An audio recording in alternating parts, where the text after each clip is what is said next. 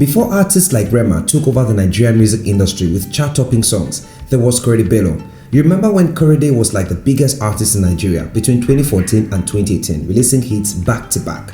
Well, all that dwindled away when he made a decision that I'm pretty sure he still regrets till this moment. Or should I say, the industry might have just done him dirty. In this video, we will take a deep dive into Korede Bello's career, looking at his rise to fame and how he ruined his career and fell off the charts. But first, if you're new here, welcome. Please subscribe to the channel if you like this type of videos. Korede Bello was a breath of fresh air when he came into the limelight in 2014. He immediately became almost every girl's crush and was greatly admired not only for his looks but his talent and charisma. He was born on February 29, 1996 in Lagos, Nigeria, where he completed his primary and secondary school education. He started performing at the age of 7 and went by the stage name African Prince. While in primary school, Korede Bello went on to write his first song after forming a music group with a friend. He started music professionally by recording songs in the studio while in secondary school and eventually released his first single, Forever, in March of 2012. After the release of his first single, which received relatively positive reviews, he was introduced to Don Jazzy by manager Kashmi Obwebute, after which they recorded some songs together which got Don Jazzy really impressed. On the 28th of February 2014, he got signed to Marvin Records and his career took another turn. Few months later, precisely in May of 2014, Marvin Records released Dorobuchi, a song that, well, had all the members of the record label, including the likes of Tiwa Savage, Ricardo Banks, D-Prince, Dija, Dr. Seed, Don Jazzy himself, and Korede Bello. The song immediately became a hit, a global anthem, and it catapulted the careers of not just Korede Bello, but every other member of the label. In the same year, the label released songs like Adalbi and Lauko Loko, which also became very popular.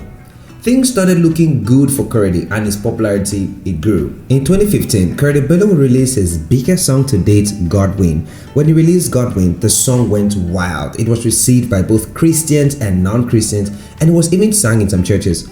Godwin literally turned Korede Bello into a mega superstar in Nigeria. He was invited to perform the songs in some churches, although it raised a lot of controversy whether it was a gospel song or a secular song.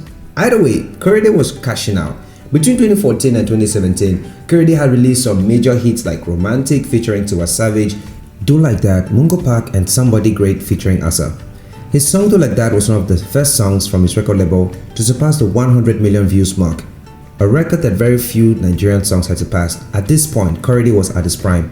He was touring the world, filling arenas and literally living his best life. His popularity escalated and he became an A-list artist in Nigeria in less than no time. He was nominated for almost every awards in Nigeria and Africa and won quite a few, including the Headies, Nigerian Entertainment Award, City People's Choice Award, and Nigerian Music Video Awards. He also became a brand ambassador for several brands and even became the first Nigerian police ambassador and was decorated as the honorary superintendent of police by the IGP in 2018.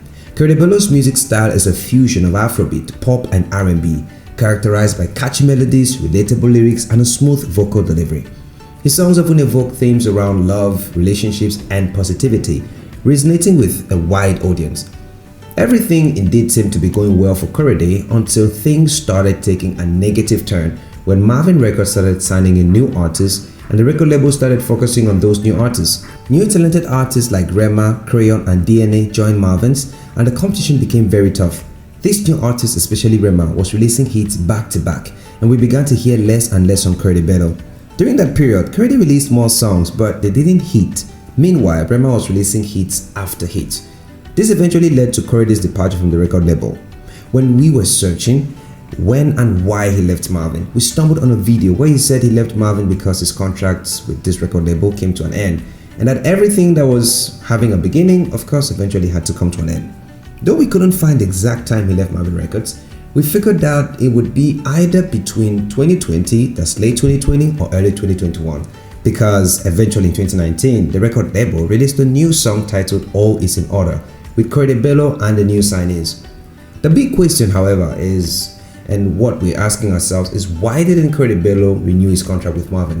Why did he leave? Was it that he wanted to renew but the label wanted him out because he wasn't bankable anymore?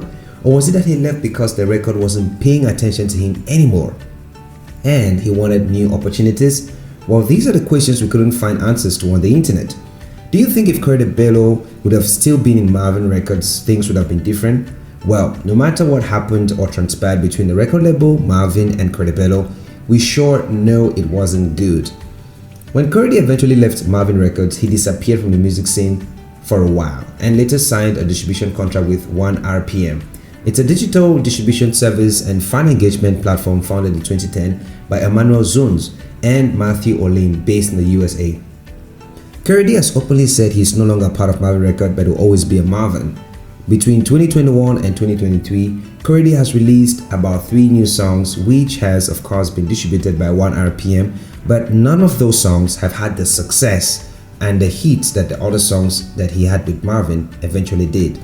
His relevance in the industry is almost non-existent. Meanwhile, his former label mates like Rema is currently crushing it worldwide, topping charts and breaking boundaries with his music. Taking a closer look at Korede Bello's career, one would wonder if Marvin did Korede dirty or Korede single-handedly ruined his own career.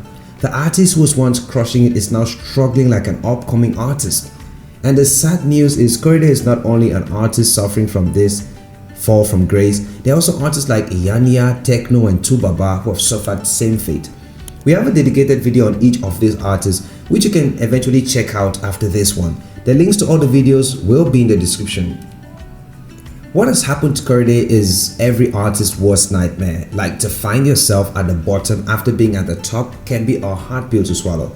But we wish Korede Bello all the best. He's a talented artist, and what is good is that he's still very young. We believe that the right strategy will bounce him back because he's a very talented artist and person. Now we would like to know, were you ever a fan of Korede Bello, or are you still a fan of Korede Bello? What do you think of what has become of him? Are his new releases your cup of tea, or he's just all over the place at the moment? Let us know your thoughts in the comment section and we'll continue the conversation right from there. Thanks for watching this video. If you enjoyed watching, do well to give this video a thumbs up, subscribe to the channel and turn on notifications so you don't miss any of our videos.